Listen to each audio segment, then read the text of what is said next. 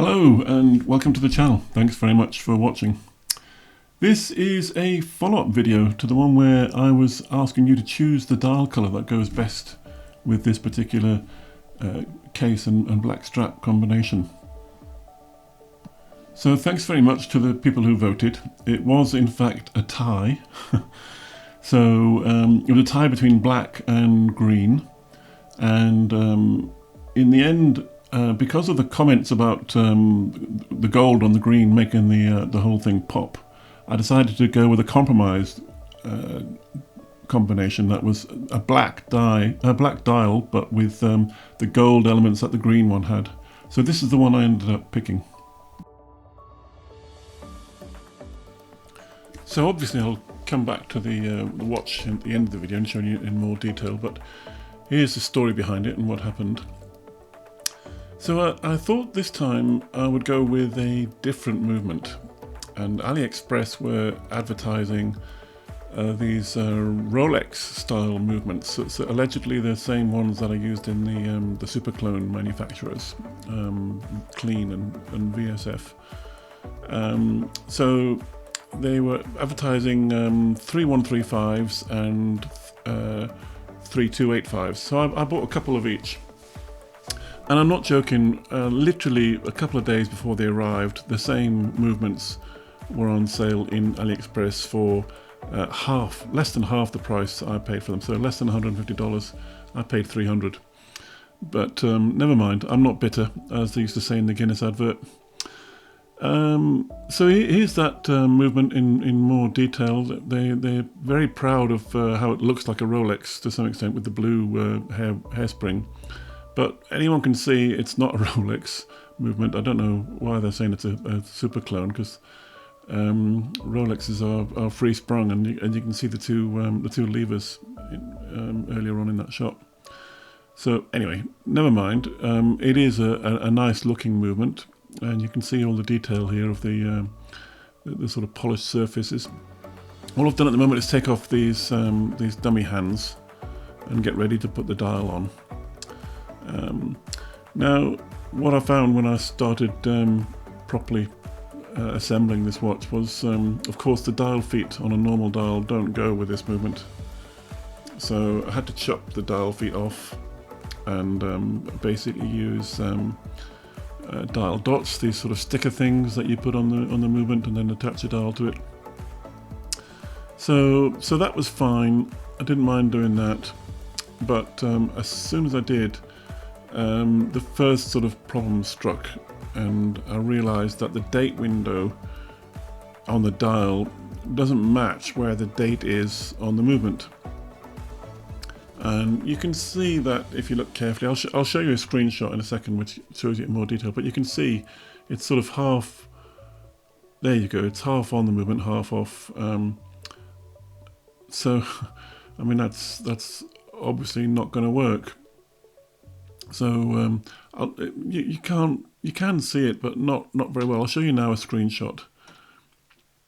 There you go. You can see it. I mean, that's no good at all. You've seen half black and half white. I mean, so obviously this movement wasn't going to work.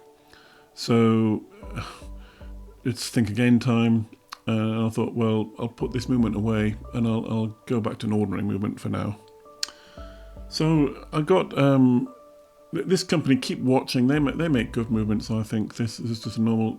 I've had to go back to an NH35. Of course, I've already taken the dial feet off the dial, so that was always going to be a problem. I was going to have to stick it on here as I was going to with the other movement, but that's okay. It's not. It's a minor inconvenience, not something that's going to, really trouble me too much. So here I am putting the first of the dial dots on, these sticker things that will make the dial attach to the movement.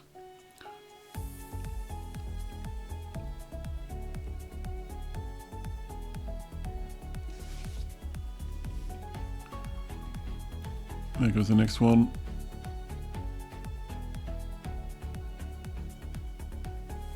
Just peeling it off.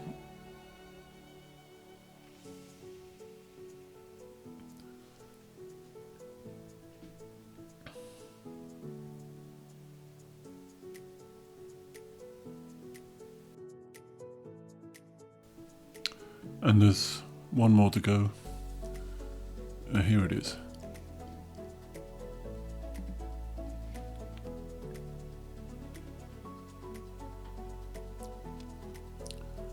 Using my slightly damaged tweezers, but I still like them. They've got a very fine point. I've dropped them on the floor, I'm afraid. Made that point not quite so pointy. I've got others, but I like these. So it's now ready to, the movement is now ready to take the dial with those dial dots, and I'm just positioning it now to make sure that the date is exactly revealed correctly in the date window, which it is. You can see it's just perfect there, and the pinion's sticking out exactly through the middle of the gap in the middle of the dial. So that's good. So now I can get on with the normal process of moving the date wheel so that I know that the movement is positioned exactly at midnight, and then I can attach the hour hand and the minute hand. Here we go, it's about to change. Just go slowly, slowly. There it is. So now that is exactly at midnight. So I can put the hour hand on now.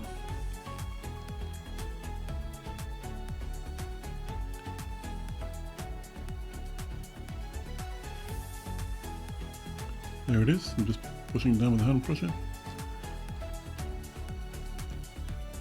And I'm checking now that it rotates freely. It's not sticking on the dial or anything. I'm not catching any of the indices, which it isn't.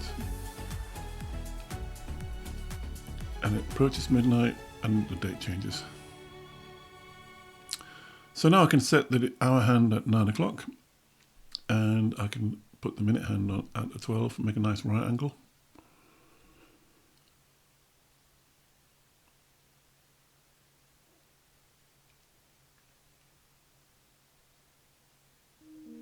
There you go. And now I'm just checking that everything's lined up. The hour hand's not being caught by the minute hand as it goes round. And at the 3 o'clock, 6 o'clock and 9 o'clock positions, it's at a nice right angle, nothing's out of sync. That's nigh on perfect. Yep, happy with that. I just finally checked the 9 o'clock position. That's also good. And does the date change? Yes, it does. There you go. Just 2 or 3 minutes before midnight. So that's great. That's exactly as you want it. So now it's time to put the second hand on. So now I've moved the movement and the dial onto this miniature table thing I've got that just raises everything by about 10 inches and gets everything right up to eye level. And I'm using this new technique that I talked about at the last video, where the second hand is attached to the pusher through putting a bit of Rodico, a blob of Rodico on the end of the hand pusher. And I'm using 20 times magnification, as usual, to get really, really close up to the dial, so I can see exactly how I'm putting the cap of the second hand over the point of that pinion.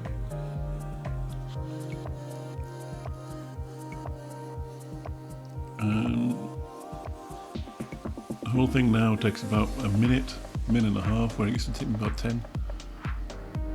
And there you go. Now most of that's covered by my hand, but I'm trying to get across the idea that the whole thing has to be at eye level, really close to your eye level, and use high magnification, and then you can see exactly what you're putting onto what. And if I just show you the same thing from a different angle, you'll see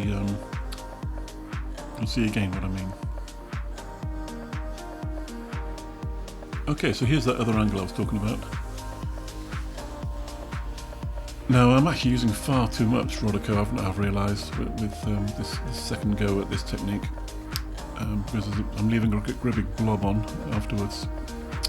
And it looks like I'm going to make the same mistake here as I made the first time, with putting the second hand on at an angle and bending it accidentally.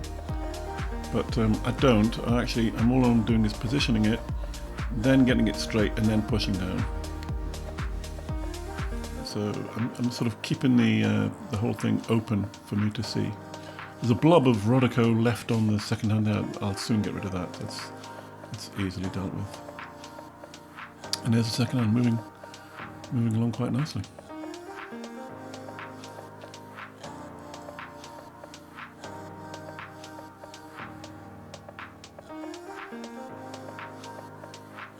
How will I get rid of the Rodico on the second hand? It's easy, just another piece of Rodico. It sticks to itself. There you go, that's nearly all off. I took another bit off after this camera shot when I realised there was a tiny, tiny, tiny blob left. And that's that bit finished. So ready to go to the next bit, which is, of course, putting the movement in the case. And to do that, I've got to take the second hand out, which I've just done.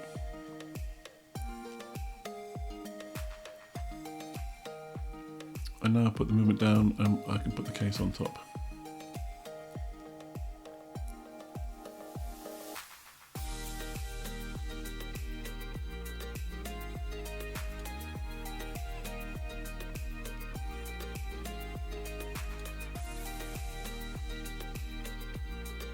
A quick wipe, get rid of some of that dust.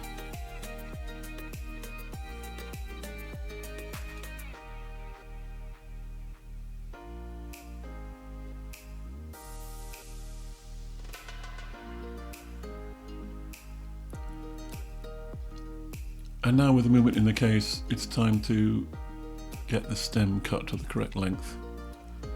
And then, of course, glue the stem to the crown.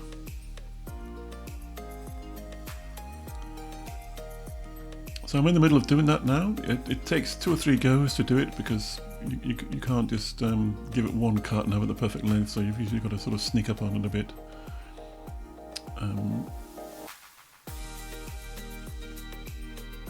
I'm just seeing here now exactly how much spare stem there is that needs to be cut off. And here's me releasing it again.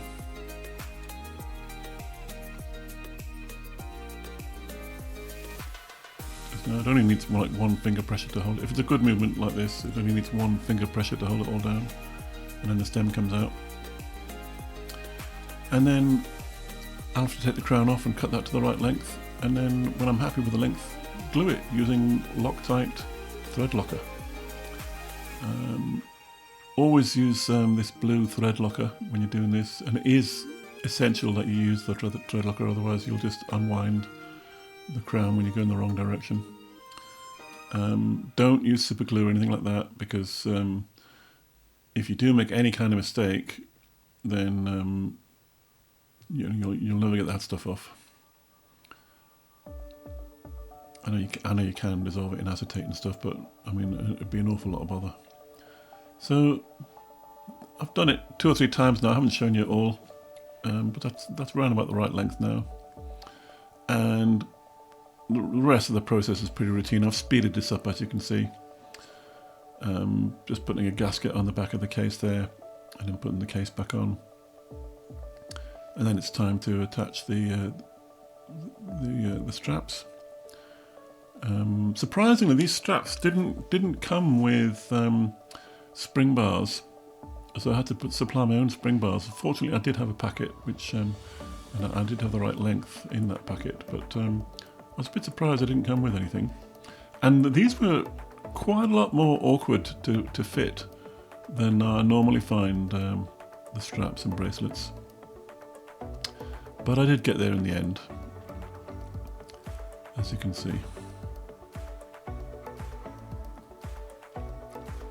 You can see how many times I've had to do it though, and it took some going. But now it's done and I've given it a little bit of a polish. And there's the watch. So just running through it, it's a screw down crown. But I think it looks beautiful. Now if you unscrew the crown to the first position, that's the winding position. So if you're not wearing the watch, or if you've not worn it for a while, then put it into this first position and you can wind it and it'll go. And then pull it out to the first out position and move the crown anti-clockwise to move the date, 11, 12, 13, as you can see, 14 now. And then pull it out once more if you want to move the hands to set the time to the correct time. And of course it's got a hacking feature. Notice how the second hand is stopped. So if you want to, you can use that function to set the time very accurately. And there's what the watch looks like. So that's the finished thing. As usual, I'll be giving away this watch, so please make a comment if you like it, or even if you don't like it. If you just think there's something I can do better, please let me know. But I'll be giving the watch away to someone who makes a comment in the comments section. And I'll stop there. Thanks very much for watching, everybody.